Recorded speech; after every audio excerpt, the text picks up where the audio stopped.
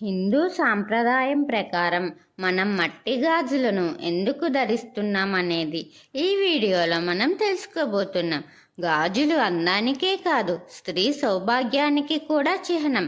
అంతేకాక గాజులు ధరించడం మనకి ఎంతో ఆరోగ్యప్రదమైనది. ఇట్టి మట్టి గాజులకు ఎంతో ప్రాధాన్యత ఉంది. దీనివల్ల శరీర ఉష్ణోగ్రతను సమతుల్యం చేస్తుంది, రక్త ప్రసరణ జరుగుతుంది. అటువంటి మట్టి గాజులు రంగురంగులని బట్టి రకరకాల అర్థాలను తెలియజేస్తాయి.